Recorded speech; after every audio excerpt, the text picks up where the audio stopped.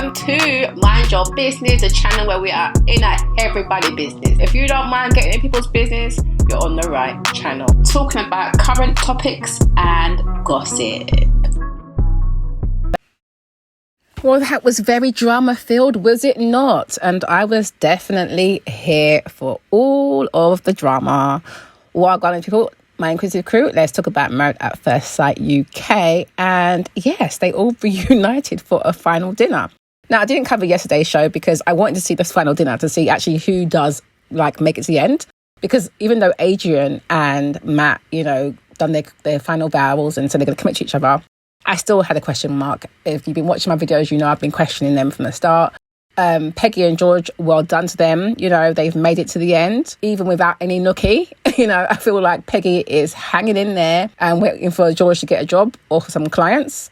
And then when he gets a job, then maybe she'll give him some nookie. But anyway, this show did not disappoint today because I felt like yesterday was a bit boring because obviously it's vow renewals and like I said, Peggy and George were good. Adrian and Matt chose to stay together as well, but I thought that's not going to last. He wants kids. She thinks he's a bit boring. And then you've also got Paul and Tasha. That didn't surprise me at all. We know that he's very smitten with her and she's very into him. I just hope she works on her anger management issues and they can be cool. And Ella and JJ, that wasn't a surprise to me either, although it was disappointing because obviously, they both broke up relationships to come together and then in the end still ends up, single. But that wasn't that surprising. But it does seem like they're going to be friends anyway. And I do feel like Ella has more to do in terms of working on herself as well. But anyway, that was yesterday. So today, obviously, we've got the dinner party. Everyone's come in and boy, was it not drama from the beginning. Obviously, this show at this point, I'm like, should it just be called a dating show? Because Married at First Sight is look, it's not really working as the experts. You've got maybe 2 couples standing at the end, maybe? I was hoping for a little bit more than this. But anyway, so you've got Laura, who decides that she wants to shade Arthur's outfit because, he didn't come in looking like he's from Made in Chelsea. He did come in looking rather cash, but I feel like he was like, you know what? Forget what Laura says, I'm single now, so whatever. But why is she saying, he couldn't even make an effort to see his ex-wife? It's like, you've complained and belittled him the whole time. Let the man live, let the man live. They are absolutely by the by. Really and truly, the whole mess was at the dinner. But before we get there, we've got Roz and Thomas. That was kind of cute to see them chat together. I did feel a bit bad for both of them, to be fair. Roz is obviously in tears, a bit upset hearing that Thomas's mum is not too keen on her right now. Well, it's not that surprising. It's because you broke her son's heart. So the mum's going to back her son. But Thomas has still got love for her. So I think that's fair enough. And I feel like they're in a good vibe with each other, which is really quite nice to see. Jay walking in on her own was quite surprising to me because I felt like Jay and Luke were quite well matched. Seemed that they were getting on well. Like I said in a few videos ago, I did see some red flags with Luke, but I did feel like, there was some potential there. So that's been quite disappointing. Now, what did annoy me, however, is you've got Luke who walks in and doesn't even, just about to tell hello to Jay. You can see Jay was kind of looking forward to seeing him and also feeling a bit weird because she really likes him. And then he's gone over to the boys to talk about, he's got the picture with Jordan with his arm around the girl. So I'm like, so you care more about tearing down Jordan's relationship than worrying about Jay and her feelings and the relationship that you had there? Like, what is this? This is ridiculous behaviour. So obviously he's holding that as leverage or as ammunition, leverage to throw at him. But he didn't. He obviously was clever because he knows that he ain't going to talk to Jordan. So he went and made sure he planted those seeds with, I think it was George and Arthur. And of course, Arthur is here for the mess. He's coming F, looking like a Chelsea man. I'm coming in the way I want to come in. He did look like he literally just came from watching TV and just flung on his shirt and he flung on his vest and his jeans and was like, all right, I've got to be somewhere. Let me just go. But I don't blame him. Do what you want to do. Be comfortable. But yeah, Arthur was definitely like, I didn't see that bit. And, it was definitely stirring the pot and mixing up that sauce. But yeah, I did feel sorry for Jay because even at that point when Luke made a beeline for the boys, she was like, that feels a bit awkward, like he just kind of tapped out, She wanted more communication, is what she's been explaining to the ladies, and he didn't seem to really care. And I just feel like he's just showing his ass at the table. Like I said before, I just felt like Luke could have done so much better. When the show started, those two were one of my favourite couples. And that quickly dwindled. Obviously, Roz and Thomas were definitely up there. I didn't really ever have that much hope for Arthur and Laura because I always felt she wanted her Chelsea guy and he was never going to make that cut. And what's even more disappointing is that, you know, she really does really have a lot of love for him, and she doesn't really feel like it's been reciprocated.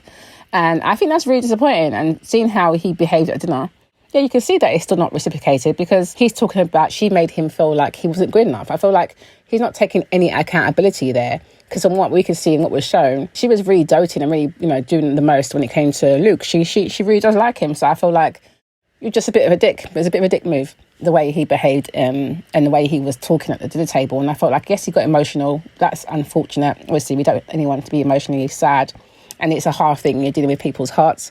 But I do think it was quite telling that when she's come back to the table, she's like trying to console him rather than him trying to console her. She's the one who walked away from the table upset. So why is it not you at least looking towards her and saying, oh, no, you know, I'm sorry it didn't work out? It felt like it was a bit of the Luke show at that point.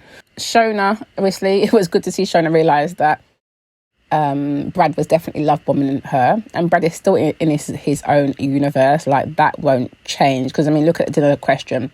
The question was, you know, about the relationship, and he still made it all about him and how he's learnt about himself and how people shouldn't judge him just based on the show. Well, you're going to be judged based on the show because you've gone onto a show that's been broadcast on national TV. Everyone's going to judge. That is what it is. It's what you partly signed up for. So, you know, suck it up. Mark and Sean, I thought it was sad that Mark said that he hadn't heard from Sean. Wasn't that surprised? I felt like Sean kind of checked out a little while ago. Ella apologising to Bianca, I thought it was good. I also thought it was good that JJ took Bianca to the side and apologised, but I still felt like they were not cognizant of the fact that she's sitting right opposite you, and you guys are kind of giggling and still being quite flirty and whatever else. So, you know, I could see where it might be really difficult for Bianca. And I felt for her because, you know, Nathaniel wasn't there. I don't know if anyone noticed, but Nathaniel was not there. So it was like she didn't even have like another person with her that's like, okay, we've both been burnt, you know, we can sit together.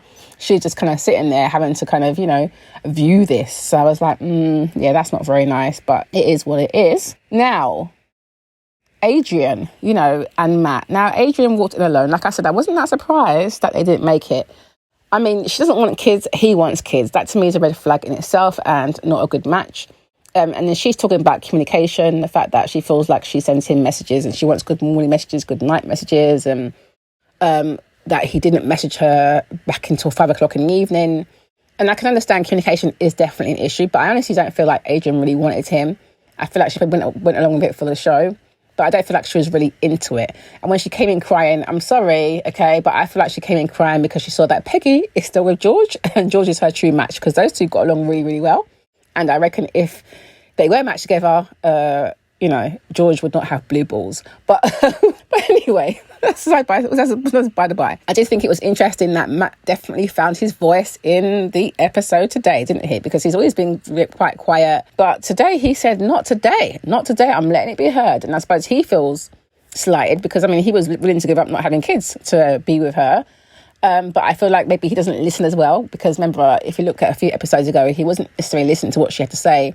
But honestly, I feel like she checked out of it. I didn't feel like she was really into him. I feel like he was always more into her. I feel like maybe that's what he wanted her to say. But instead, she kind of dropped off and was really upset about it. And I thought it was always also interesting. Who was it that was in the background saying, let her speak? Because I thought, hold on, he didn't even get his words out. And he was trying to explain, you know, what is it? Yeah, I think communication is an issue. And then she kind of cuts him off. He tries to respond, and then she gets up and walks off. And I'm like, you're a bit defensive. The truth is that you're not really into him, because if it was a guy you really, really liked, you would have made a bit more effort. Communication is important, but how are you going to improve communication if you don't actually speak about it and try and make an effort in that area? And another couple that I thought was quite interesting was Portia and Terence, because they didn't even talk to each other at all. I mean, my gosh, that was icy, like seriously icy. And even when they had the honesty box around the table, the question that she asked him was, you know, about, is there anything you didn't get to say? He was just like, nah. That was it. I was like, oh, very, very cold. Very, very cold indeed. So, yeah, that must have been a bit awkward, because they had to sit next to each other, and the distance between them, just the iciness. It was like it's chilly over there. Extremely chilly. Now, Paul and Tasha, they're still going good, because he started referencing, you know, that he misses her and he's looking forward to moving in together with her. So I'm like, oh, okay, them two are progressing. But they're like the only ones standing, aren't they? Like Tasha and Paul and George and Peggy. I think they are the only two couples currently standing. It's just ridiculous. And I also thought it was interesting with Jordan and his rumours. So the boys were talking about this rumour. Was it Paul and Thomas. And then Arthur joins, of course, which is when they went out on the lads' night and some girl that Jordan was supposed to have kissed. But from the sounds of it, it sounds like the girl kissed Jordan, he pulled away. My question is, like, why were they in a taxi with all these girls? What the hell was going on there? So I can understand Erica being very upset. He's made it worse by saying nothing happened. They were being very, very flirty. But now that obviously they've mentioned that actually, yeah, the girl kissed him, she's flying off the handle, all upset about it. Clearly it's triggered her. Understandable too, because, you know, we know what it's like out here. You know, if you've been cheated on it before, then that's going to be a trigger for you. And obviously Erica wants him to be honest. And I think that's plain and simple what it is. Instead of Jordan, like, taking accountability for it, it did feel like he was very defensive and wasn't really owning it. The guys definitely, you know, kind of threw him under the bus, but that's also his fault. He should have just told her from the start, actually, she like pulled my face into and put a kiss on me and I pushed back. And then none of this would have happened. But because he didn't do that, we are here at this mess. I mean, he shouldn't have lied. He should have owned it instead of just being defensive. Jordan seems to be quite honest and blunt with every other couple on the show. So when it comes to his own shit, he should be able to own it and be accountable. You can't just be sitting around pointing the finger at everybody else's relationship and then now yours is kind of got the spotlight on it and you're kind of like being really defensive. You should just owned it and be like, you know what? Hands up, I did mess up. I should just told you that bit. Whilst I didn't lay my lips on her, she kind of pushed onto me and I pushed her back, you know, and said what it was. We see the picture of you with your arm around her doesn't look very good or sound very good. And I don't know who sent that picture to damn well Luke in the first place, because they're also very messy.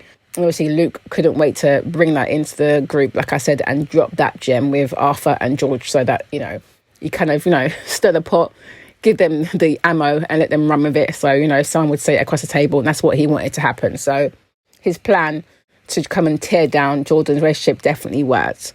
I feel like he was trying to get him back from before, and rather than being more concerned about what Jay's got going on.